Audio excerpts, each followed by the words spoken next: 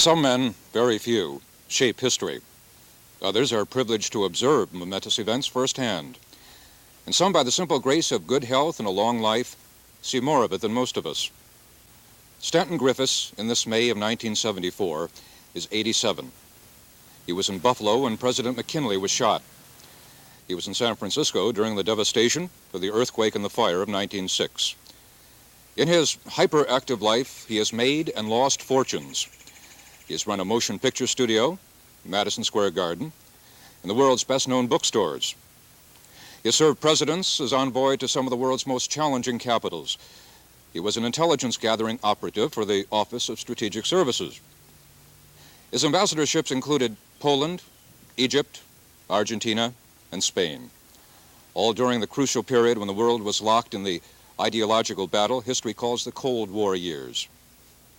Stanton Griffis, financier, diplomat, executive, spy, literally came in from the cold some 20 years ago to settle in this gracious home at Palm Beach, Florida.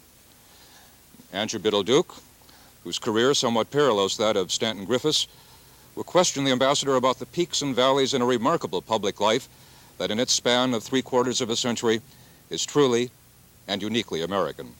Andrew, let's go inside. Fine, you bet.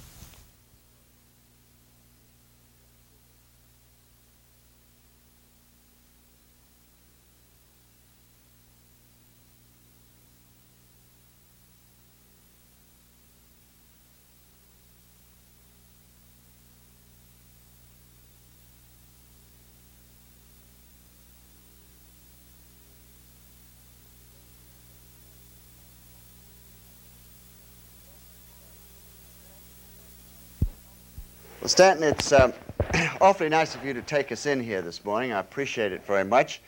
And I think it's appropriate to recall it's just 25 years ago this year that you asked me to join you in Buenos Aires, Argentina. I remember it very well. It's sort of an anniversary.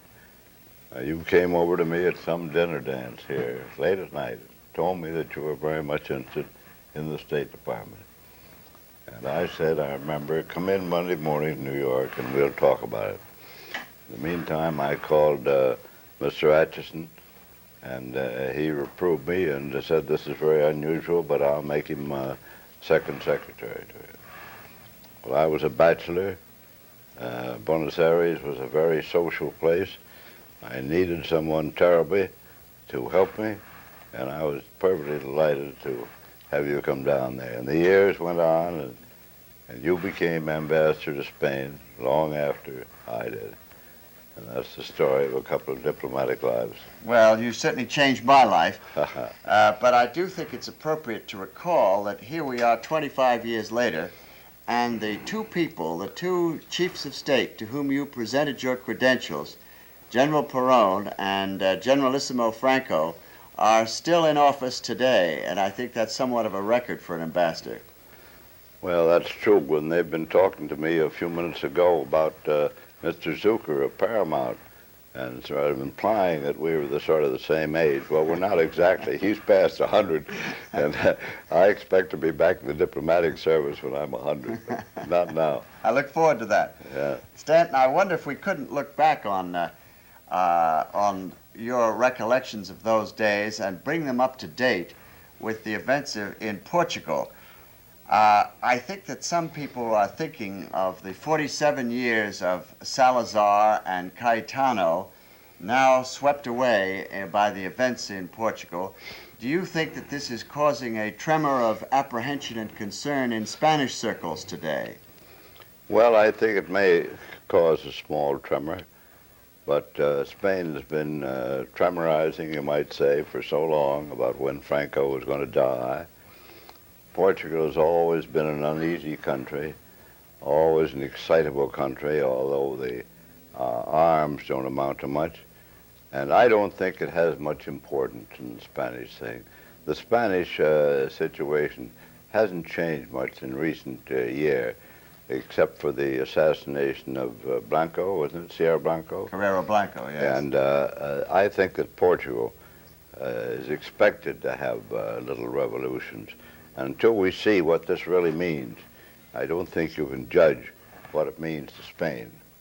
I always recall the fact of someone saying that the Spanish were so self-opinionated that if there was an election for president and there were only 40,000 voters, you would have 40,000 different candidates for the office. That's Right. about what you've got today. Well, do you think that the main difference between Spain and Portugal, I've heard it said, is the fact that Spain has no African empire, and the African colonies of Portugal are a tremendous political burden to her? Well, I think that makes some difference, but not much. There are not many colonies left. And Portugal, while they've put up a great defense for these colonies, will almost certainly lose them in the movement of today, the worldwide movement towards nationalism. They've struggled to keep them, but I don't think they're military type enough to hold them in case of real trouble. That's understandable. Yeah. I think that when we look back on the Franco regime, I'd like to hear your estimate of whether you think that this is a typical fascist regime of the right, of the reactionary right, or do you think that it is, over the years, transformed itself into a truly Spanish or a more Spanish and European government that will survive the death of the dictator? I don't know what I believe, but I do know that I hope very, very deeply that Spain, who has made such a wonderful record during the last few years, will become a monarchy or a republic, but do it peacefully. And there won't be any bloodshed, and there won't be any horrors, and there won't be any killings, and Spain will go on as it is now, a great empire, and with a ruler that for many, many years has been, I believe, the greatest ruler in the world. I don't think there's anyone that can hold a candle to Franco's administration. I think that any selection of diplomats would vote him the greatest leader of any country in the world today. It'll be a terrible loss to the nation, but all you can do is pray to God that it'll be a quiet one. What were your relations with General Franco personally? My Stanton? relations were perfectly delightful. Franco was austere. He was a very difficult man in some ways to approach, but he needed America. He needed the United States very badly when I came there.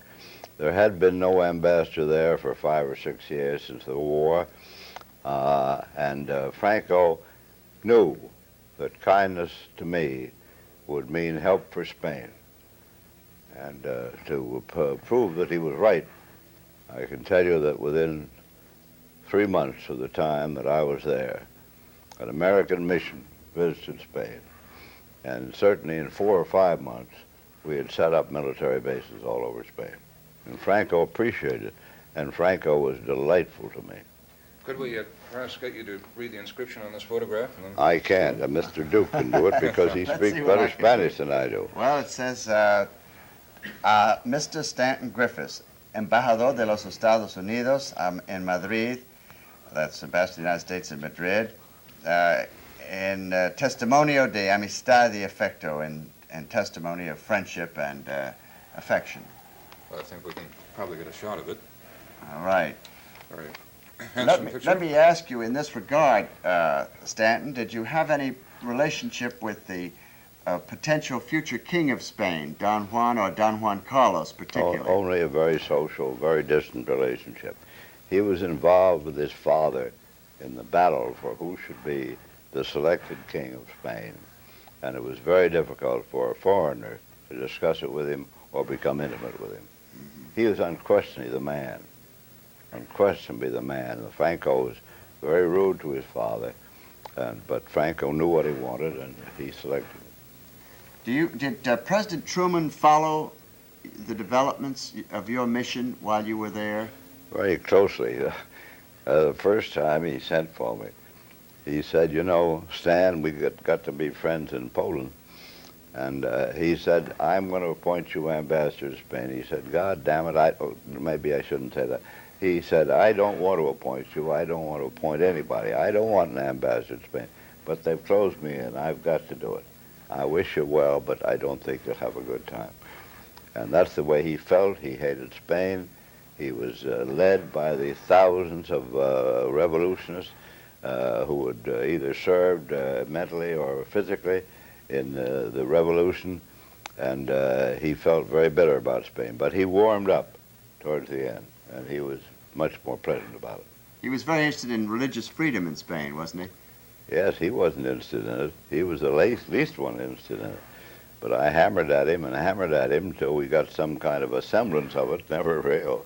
I mean, people would come to Spain, either to visit me or someone else, and want to be married, and it was impossible because no non-Catholic could marry in Spain, so they used to have to go over to Cadiz or somewhere and get married. But you did work on the Spanish government. Constantly. My orders from Washington, well, that was the most important thing in a relationship with Spain, to have freedom of religion and the right to be married, to be part of the Spanish citizenry. Well, where did those orders come from? Didn't they come Right from the State Department. I see. That was Dean Acheson in the department. Yes, sir. Not President Truman. No, but he partook of them. Right. Truman was a very religious man. Right. Well, I wonder if we could turn back to Argentina, because that's where I came in. That's right. When I accompanied you to the Casa Rosada as your aide to present your credentials to President Perón. Yeah. And I think now we've had 25 years of history unroll and unfold, and it'd be interesting to see your evaluation of Perón. I think that the first judgment of him, that he was a local caudillo, a local military leader who would not have an imprint on the history of his country, but here we find him sort of like a de Gaulle coming back again, and it'd be interesting to see your evaluation of the man. Well, to evaluate the relationship of Perón to Argentina, you must realize that he did not run the country. His wife ran the country. His wife walked into Buenos Aires at the age of about 14. She's supposed to have walked from her town in northern Spain, and first she took up with a private of the Spanish army. A little while later she was living with a lieutenant, and then she got up to a general, and then she finally married Perón and was very loud in having him reelected when he'd been imprisoned. Evita had extremely strong ideas on that Spain should be a shopping, industrial nation and not an agricultural nation. When I was there, they were shipping hundreds of tons of beef all over the world. If you go there today, and the people lived on meat. Today, if you go there, you will find meatless days. They can't even look after themselves. Now, as to Perón, he hasn't changed in the slightest since he left Argentina in 1955 until now. He's back and running the country. He has a new wife who is very much like Evita, but nothing of her strength of characters. So you must evaluate Evita. The minute you start to evaluate Perón and his relationship to the public, she ran the country. And he had very little to say. It was like most husbands, you see. I think we got a picture of you. Go ahead. Well, we have a picture of Evita. A very handsome shot of her. Yeah. Right. Can you read that? I can, I guess. Well, don't bother unless you want to. I listened to your Spanish before. Well, that's the Mr. Ambassador of the United States with sincere affection, Evita Perón. Eva Perón. Now, it's a funny thing. The friendship I developed with Evita, I could speak very little Spanish. Evita could speak no English. And she was the best friend I had in Argentina. And she'd take me in the morning to drive around to her so-called charities. But what did it was a puppy, a dog. A dog shook all the political ideas of the Argentine. When I first visited her, I found that she had a male dog, but there were no good female puppies in Argentina. And I thought I'd be an ambassador, go-getter, and I went back to not go-getter, go get it.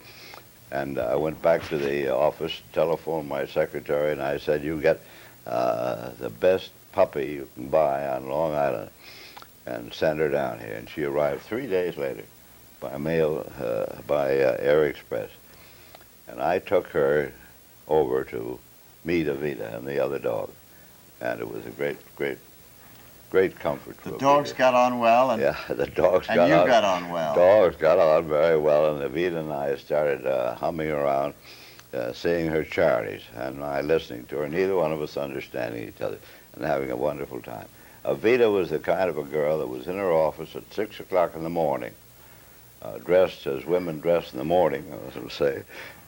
And at midnight, you'd meet her at a party, and she looked like a hair Elizabeth Arden model. She was a terrific worker. Well, she had a very passionate ideological bias, and She some did. people have compared it to Charlotte Corday or to Fidel Castro.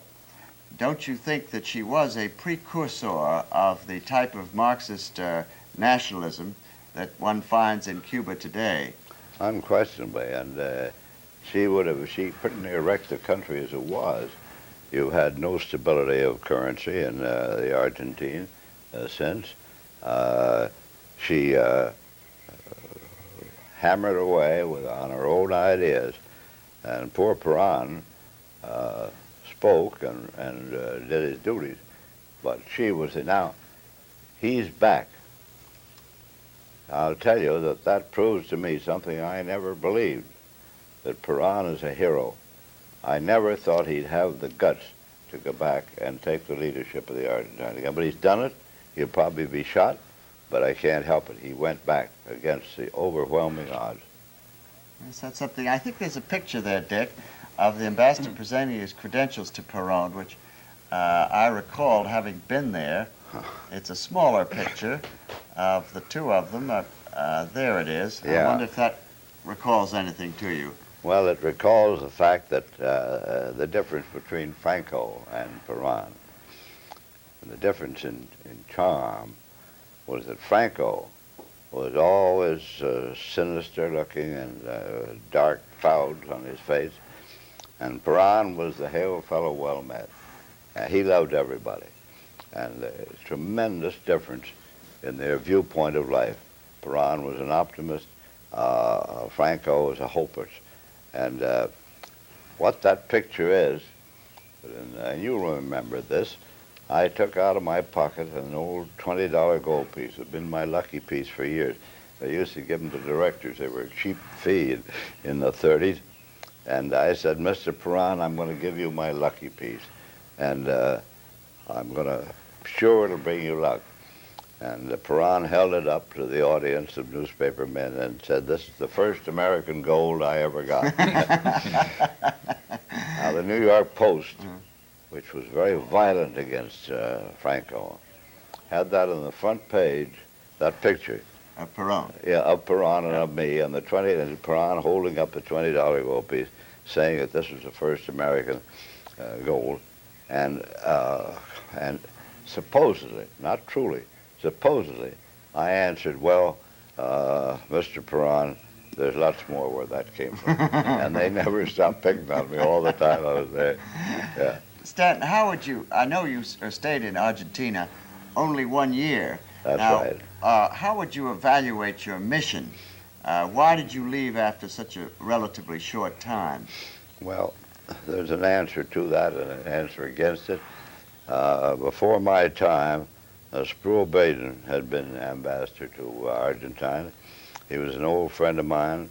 I'd known him for 30 years, and he had married a Chilean girl. And at first they got along beautifully, Perón and Braden. Then Braden began attacking Perón, going at him in the entirely the wrong way. I understood diplomacy was chiefly the job of making friends with the country to which you were accredited, no matter what they did. If they were the worst criminals, make friends with them, make them part of the United States. And I pursued that theory. And I was attacked by practically every magazine, every newspaper in the United States. But Perón, well, in any way, Braden left. He changed completely in the period, and he's lived on that hatred of Franco ever since. Well, Why did I leave? Why did you leave? I left because I was just bored with the social aspect of it. I was doing the same thing that I do in Palm Beach and gets my wife's hatred and bitterness and criticism all the time because I just don't like parties. And I'm not a personable, human being loving man. Well, that's a matter of opinion. I regard you as a very provocative, stimulating, and interesting person, and I can't take this evaluation of yourself. True, but Palm Beach would kill any person. Well, but in other words, there was no particular significance. You didn't regard it as a failure of a mission. None whatever. Or a particular, let's say, a crowning success of one either. No. I do recall one thing, because you left me behind in Buenos Aires, and you went back to see President Truman, and I remained, and you wrote me a letter saying that the President had offered you the Vatican, and I think that that little footnote to history might be illuminated. I wonder if you'd comment on it. I'd rather not discuss that. It becomes religious and a religious question. I would like to have been the minister to the Vatican, but I never had a real opportunity to get there. There was such violent criticism of our having a representative to a non-diplomatic country, which the Vatican was, that the way it worked out, the invitation was withdrawn. I never became minister of the Vatican. It would have been my greatest hour. Well, you went from there to Spain, so... Yes, I went there to Spain. And I joined you in... That's right. In Spain. I told you that I was going to leave. I said, I can't be back of you anymore. I want you to go back to Washington, get to know the president, get yourself a little ambassadorship, and you'll be set. But don't count on me any further. I can't do anything for you. That's right. But I certainly will say that the 4 years I spent with you in Argentina and Spain were the turning point of my own life. However, we're not discussing me. We're talking about... No, but I'm delighted at that. I'm delighted to hear that. It's a very kindly thing to say. Certainly made my life and career. It would have been meaningless without that experience that I gained with you and the opportunity. Well, you ran the Argentine when I was there, much more than I did. You became more part of the people. You knew more people. You learned Spanish. You worked hard on it, and you became an efficient ambassador when you went to South America. Salvador, right. Well, Mr. Ambassador, before I call Dick Rosset in on this, I just want to say, how would you characterize the differences in personality, again, between General Perón and Generalissimo Franco? Because they're the two posts I served with you, and I'd like to hear your views. Well, that's a very hard thing to do. As I've said before, Franco was somber, was a very driven man. He was much more violent in his opinion of what was best for his country. He was more right with what was best for his country. He had no wife who interfered with his government.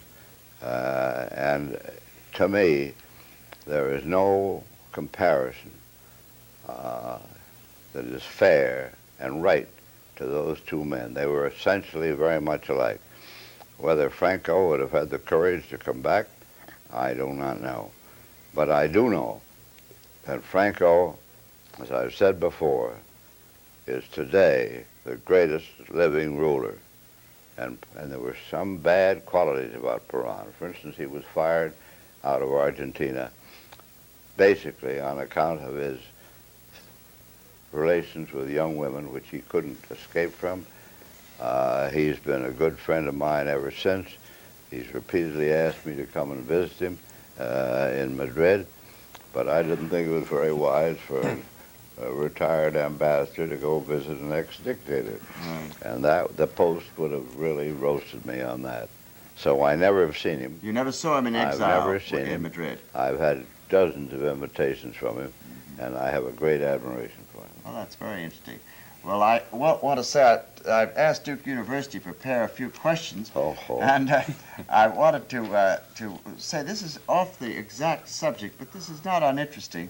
Mr. Ambassador, when you were in college back in the Cornell days, there were probably not 3 universities in the United States offering serious courses on Latin America or training PhDs in the same field. Do you think that the rapid development of such work has been useful to us as a people and to our government in the conduct of its relations with Latin America? Or, and I'm adding this as my own footnote, do you think that a little knowledge is a dangerous thing, and that perhaps we don't have quite enough knowledge about Latin America? Or do you think that this trend towards widening and deepening the courses of instructions in American universities has had a role in the history of our relations with Latin America, or not? I could answer that easily with long arguments both ways. There has been a tremendous rush of literature on every single South American country.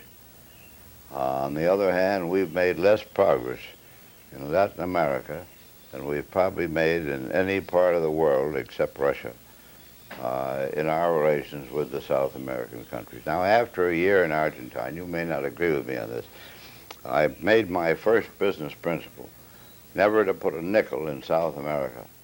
And as far as I can see, that meant every country in South America, not specifically Argentina, but just as well it might have been Argentina. And what has happened there is proof that I've been right. And we have made very, very little progress in our relationship with Latin American countries. The best example of it is when Nelson Rockefeller went to South America on a peace-seeking trip. He was wonderfully received, but it didn't carry on, and our relations are bad everywhere in South America. In Venezuela, we've come close to losing our oil position.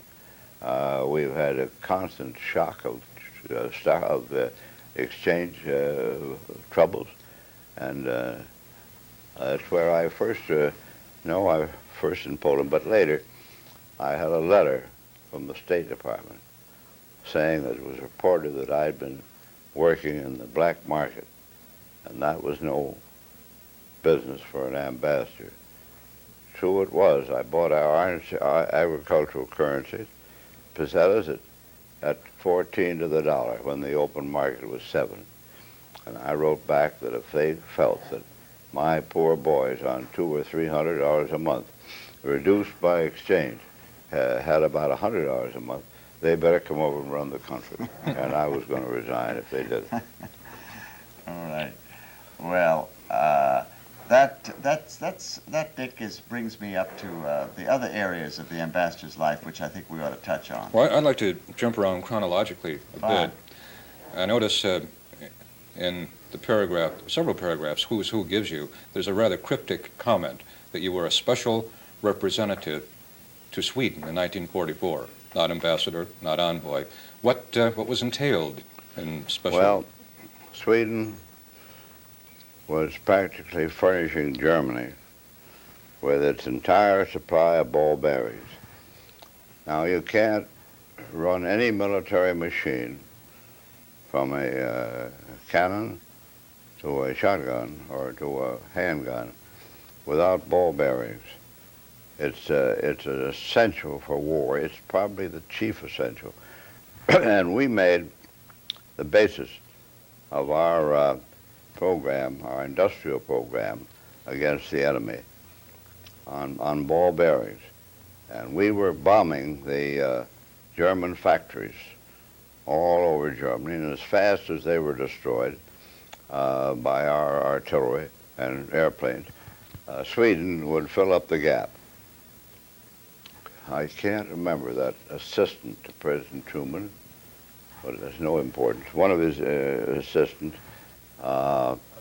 sent for me and said the president wanted to talk to me.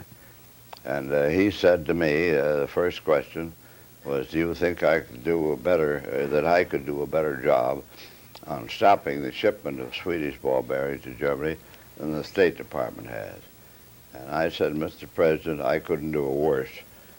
And he leaned back and smoked his big cigarette holder. Said, when can you leave? I said, this afternoon. He said, well, we can't quite do that. We've got to arrange a credit for you. But anyway, 2 days later, I started for Sweden. Now, it was a bad thing to do. The State Department had Johnson as its ambassador there, but they selected a banker rather than a diplomat. So they sent with me a lawyer, Petit, and let's see, no, that's all.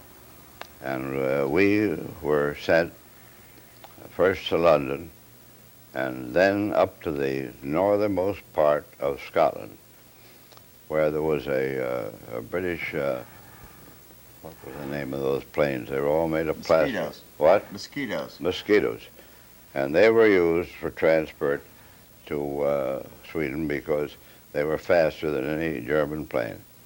And one night, about midnight, we took off for Sweden. And we escaped the German planes and landed in Sweden and started negotiations the next day. Now, Sweden was scared to death of Germany. Sweden thought maybe their final destination would be the same as Norway and Denmark, that is, under the complete control of Germany. And this was a long and bitter negotiation. The Swedes resented it, and we had no way to back it up. I finally said, gentlemen, we have 1,000 planes in England. I say,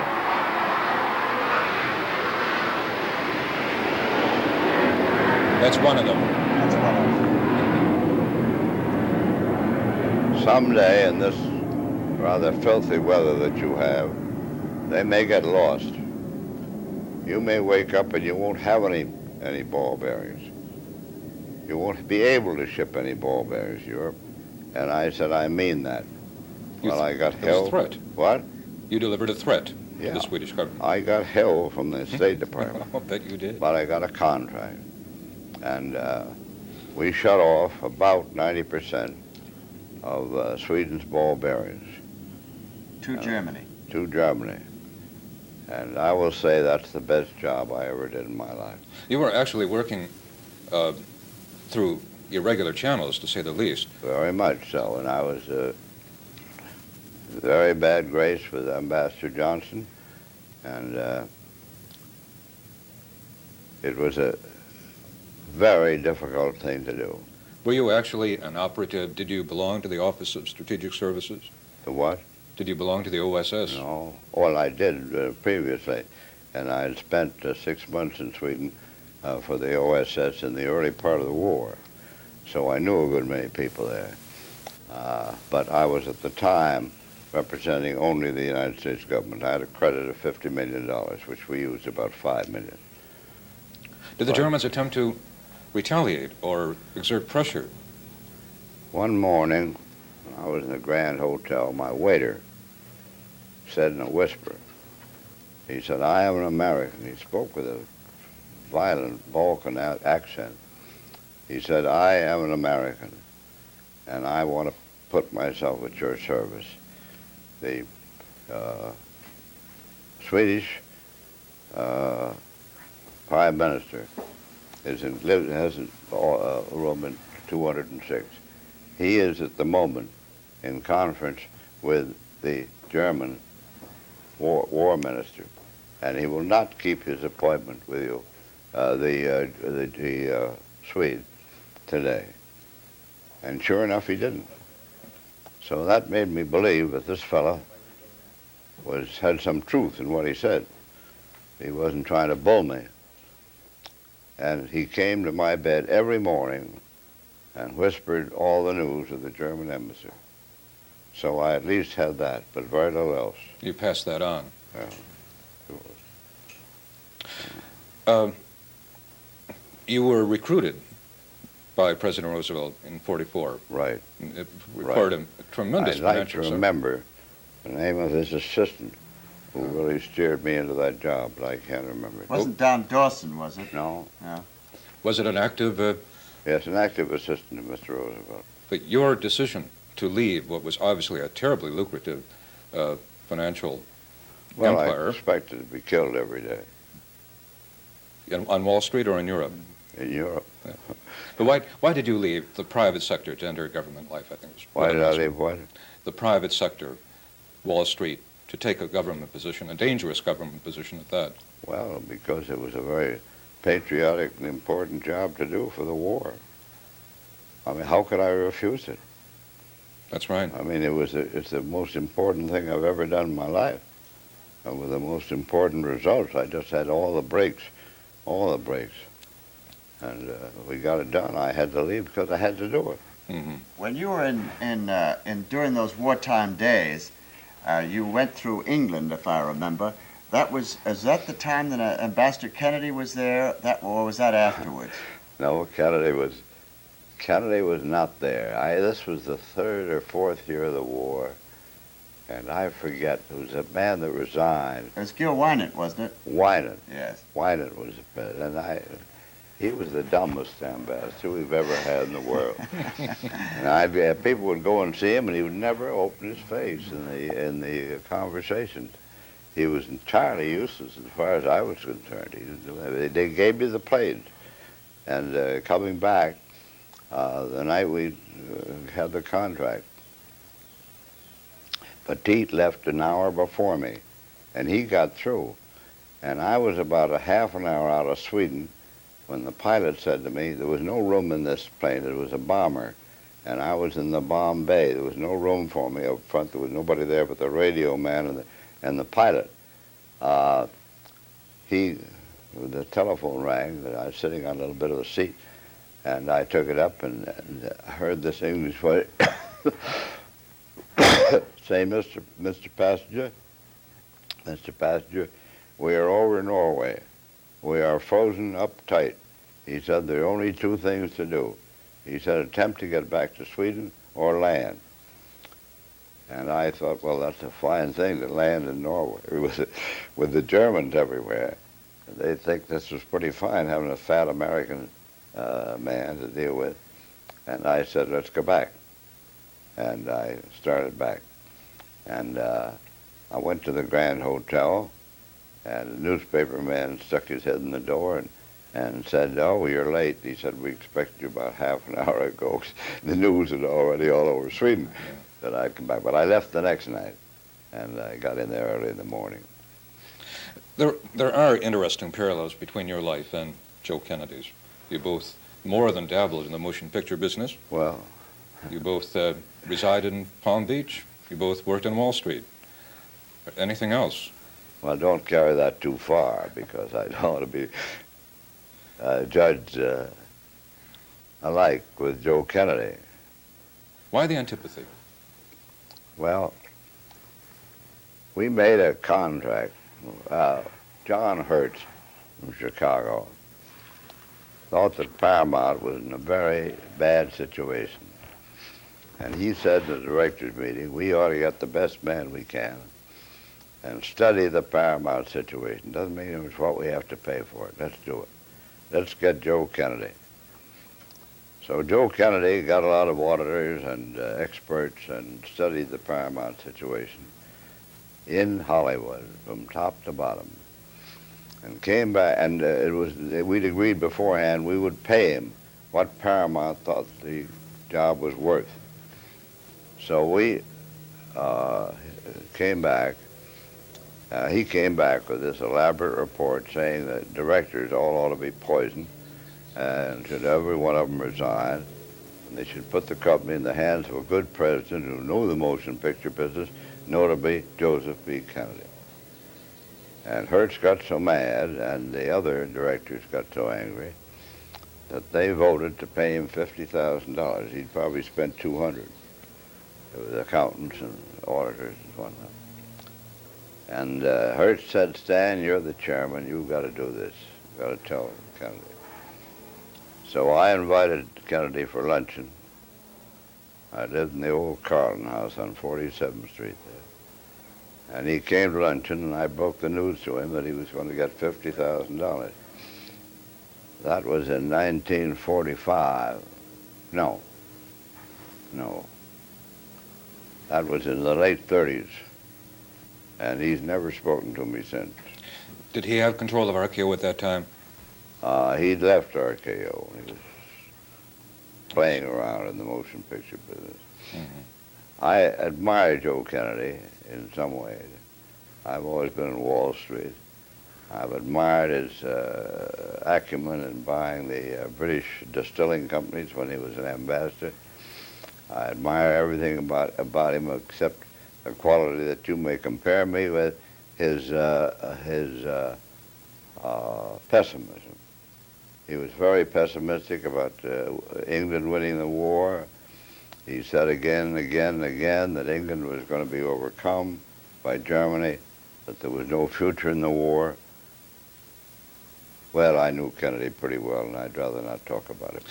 You were a Democrat on Wall Street. I was always a Democrat. Which must have been a rather difficult role for you to hoe amid all the Republican establishment. The way I became an ambassador was Jim Forrestal, who was an old friend of mine on Wall Street, called me one afternoon and said he wanted to come up on his way home and have a drink with me. And I said, fine, Jim, I don't know what you want, but come along.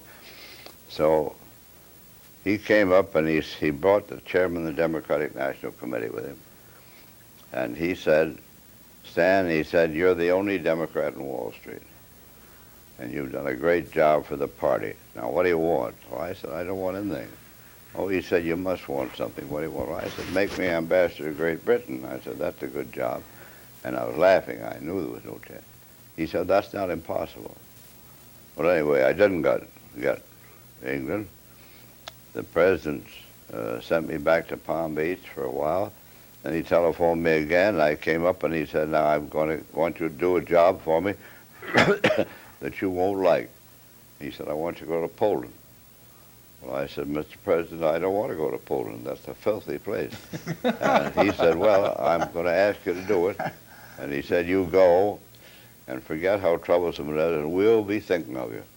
You won't forget it. I said, it isn't a question of that, Mr. President. If you tell me I've got to go, I've got to go. You're the president. And he reached over for the phone, pressed a button, and apparently Atchison answered.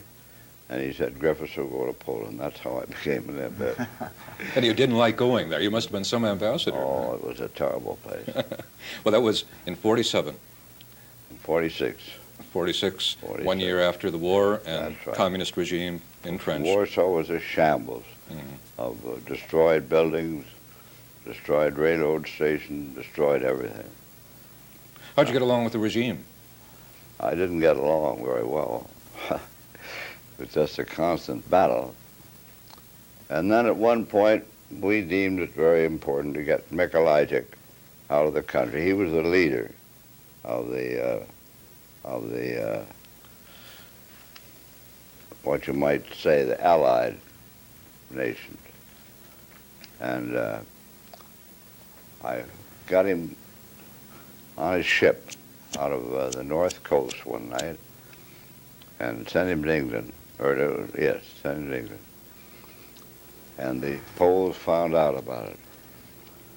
And they got me down in the State Department offices there, and they gave me a living hell and threatened to tell my government that I was persona non grata. Yes, because we did recognize. What? We did recognize the other regime. Oh, yeah. And you were aiding and abetting the sworn enemy. Yeah. Well, I was scared to death. I thought this is the end of me as a diplomat. And I made an appointment with the foreign minister at 9 o'clock in the morning. I was there the first thing in the morning. He was a nice old fella. And he said, now, I forgot his name. I said, we're both in a jam. This fella's gone. You say I've got something to do with it, and you're threatening to have me declared persona non grata. I tell you what I'll do. I said, I'll take this secretary that you accuse of all this monkey business, and I'll send him home. And I'll do it right away. And you let me alone and still remain in the office. And he said, well, that's fair enough. So I sent this poor fellow to Rome. I guess he never forgave me. He was perfectly innocent of the entire affair. Perfectly innocent. I was entirely responsible for it. But he was a game guy, and he went, and that was the end of that. We drew a better assignment in Rome, obviously, than What? Warsaw. he drew a better assignment. Yeah, I'm sure yeah. he would rather have been in Yes, Rome. I know, that's right. I recall one amusing story the New York Times told about you there. There were squatters living on various floors of the embassy, Yeah. and you wanted to reassert the right of the embassy to occupy its own building. Yeah. And they said you devised some curious manner of getting them out. I had so many Poles living in the embassy that I said to my own people, now you got to take this. And I put a phonograph, a TV, or a phonograph in every room in the embassy. And I had those damn things playing 24 hours a day. You couldn't hear yourself thinking. There were different languages, so it was awful in there. Loudspeakers in every... It took me about 2 weeks to get rid of all my squatters. That's how they got rid of the birds in Maryland 2 weeks ago. Really? What's that? That way? Yeah. Well, Stanton, there must have been quite a contrast between the communist Poland of those post-war days and your next assignment that the president sent you on. Well, it was a great difference. I was... Cairo was so mixed up and so crowded and so difficult that I had to live in a hotel. And I had a very handsome Egyptian, two of them sitting outside the door of my apartment. And in the morning, they'd walk me over to the embassy, walk on the other side of the street. And I was under constant guard when I was there. But I had a good time with Farouk. Farouk was a big, happy-go-lucky, conceited guy. And I used to argue with him because the people were in terrible condition. They had nothing to eat. It was an awful place. And Farouk said, if I should give all my wealth to the nation, it wouldn't improve the position of the average Egyptian by 2%. And I guess it was true, because Egypt is not a productive nation. Egypt is a tourist place. And I had a rough time with Peron, but I had a very pleasant time. He used to smoke little cigars, I'd smoke my pipe, and we'd sit there and argue about the United States and Egypt. They say he used to drink 25 bottles of Coca-Cola a day, and I guess he did because his weight showed I understand he also had the world's largest collection of comic books, or is... Well, he had a large collection of bad habits. I had to send my naval attaché home once because Farouk wouldn't leave his wife alone. And the only thing to do was to get him out of the country. So out of the country they went, and Farouk was given a warning.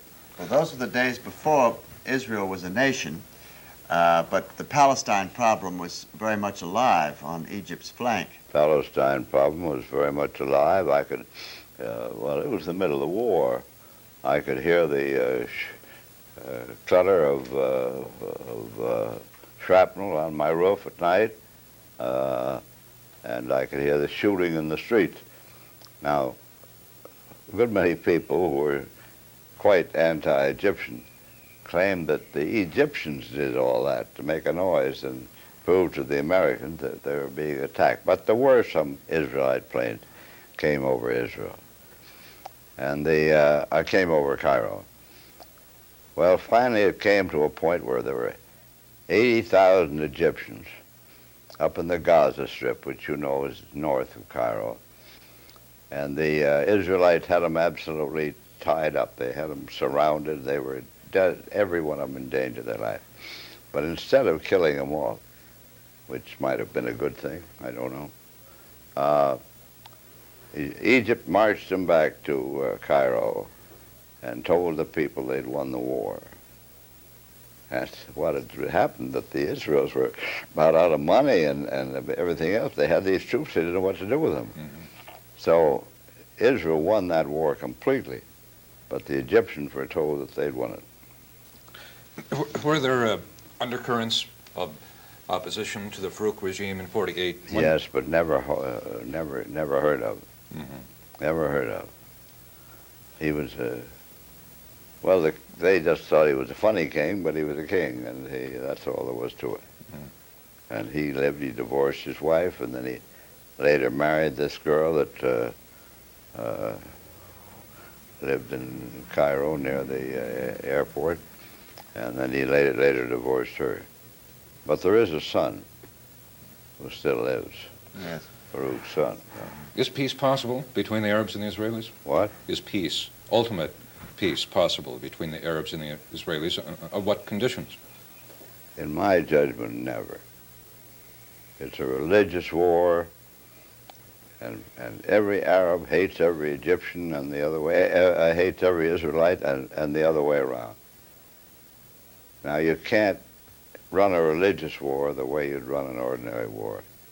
You've got such bitterness that the Israelites, unless there's some great change brought about by Kissinger with his dynamic ability, or some way, but it's beyond my comprehension of how the Arabs, the deadly enemy of the Israelites, and the Israelites can have their heads pounded together and be at peace. Mm-hmm. I would say, on the basis of just an inference. What's that? I would say that you're rather positive thinking toward Henry Kissinger as a diplomat. Is he your kind of diplomat?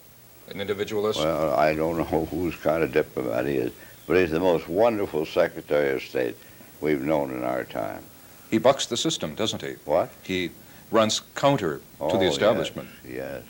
He's an action man.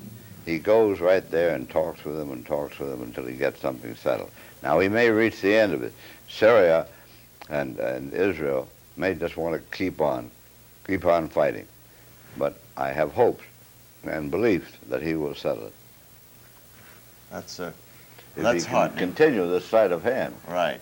Well, were you close, for instance, during your service to Dean Acheson when he was Secretary of State? How would you evaluate him as a secretary? Well, he's the closest that I can remember to Kissinger. Dean Acheson was a fighter was a student, a scholar, a writer, but above all, he was a fighting man. You remember when I was nominated for Poland, there was tremendous opposition to me in the Senate, and this is a long time before I got recognized by the Senate and approved for the job. Why? I forget. Well, now. I'll tell you why. You want to know why? Yes. Well, there was a neurologist there, Dr. Kennedy, and I was dining at his house one night, and some way I began to praise Hitler's book. Now, Hitler's book is a great book, and if we'd known enough about that book, part of the Great War would have been forgotten. But I praised Hitler on account of the book only. And this woman, Mrs. Kennedy, got up and said, "I think you're a Nazi, and I must ask you to leave my house." And I said, "Well, if I can get my hat, I'll be very pleased." And he took it on himself to call me a Nazi and accuse me of everything in the world. I'm just telling you the ordinary truth now. And chairman of the Foreign Relations Committee, Vandenberg, wouldn't confirm the nomination. And I called up Dean Acheson, and I said, "Dean, I'm embarrassing the president. I'll tell you exactly what happened, but I think it's an embarrassment of the president to have his nominee attacked. And I'd like to resign before you fire me anyway." And he said, "Boy," he said, "that we'll never do." He said, "We'll never withdraw a presidential nomination." Well, they did later, but anyway, he was on my side, and he wouldn't give it an inch. Later, I called up Claire Luz, who was a great friend of Vandenberg, and I said, "Listen, I'm in a jam, and you know I'm not a Nazi, and anything like a Nazi. And I said, go see Vandenberger. Call him on the phone. Tell him to stop this monkey business and get me confirmed. And Claire called back in about 20 minutes and said, mission accomplished. That's great. Didn't know that story. They got it all set. Rather undiplomatic, though, to find anything complimentary about Mein Kampf. What About who? about Hitler's book? Not complimentary. I think that I said it was a true history. it was revealing. And also I imagine that if one had taken it more seriously when it was written, perhaps more earlier action could have been taken to head Hitler off. People should have taken Hitler seriously and not thought of him as a joke as they did in the 30s. That's right. I understand That's it in what that all sense. the argument was. I didn't like Hitler. I didn't like anything about him. We're winding this up. We have about Right. 3 minutes. Let's talk about something profound. An evaluation. Well, I'll tell you something profound and more important than my diplomatic life. I'd like to introduce you to my wife, who's sitting Well, over there, that not is- paying the slightest attention to what I'm saying. But anyway, I would like to like you to meet the boss. How I did. There she is. Glad to see you. Right. Meeting you. Thank you for having us. Wonderful. Hi, sweetheart. That was very interesting. Thank you very much. I'm glad you heard part of it. I heard all of it. Well, we covered Right. about 75 years. Now listen, Anything you want to say Cool, about yeah. religion, Stanton, because you were the son of a Congregationalist minister. that's right. And I just as anything you want to say about life after death, religion, morality. Well, he believed in all that stuff and life after death and everything. I had a pretty tough time with it, but we got along all right. He was a great boy. Well, the other inevitable, profound subject then is sex. What part do you think that sex plays in the life of a government servant, such as yourself? 110%. Sure. What would you say, Mrs. Griffis? Oh, I agree with you always on everything. Yeah, well, I got you dressed in time anyway. Well, I think on that happy note, Mr. Ambassador, may I express the thanks of Duke University for your giving us your time and the light of your wit and knowledge. Well, I thank you, Mr. Ambassador, and I hope that you won't desert the State Department. I hope that the State Department is more important than the city of New York, and that you'll be back in the course of time. Thank you very much. I have a kind conclusion, if I may make Please. it. Stanton Griffis' public life ended, as we indicated, when he left Spain in 1952. And on the ship heading home, he reflected on advancing age. Some doctors, he said, recommended that all active men be chloroformed at the age of 65. Others argued that no active spirit should retire at that or any other age. Stanton Griffis opted for the second opinion. After all, he said there were a million things left to do. And he is, 22 years later, at the age of 87, still saying it and still doing it. For the Perkins Library at Duke University, this is Dick Rossay.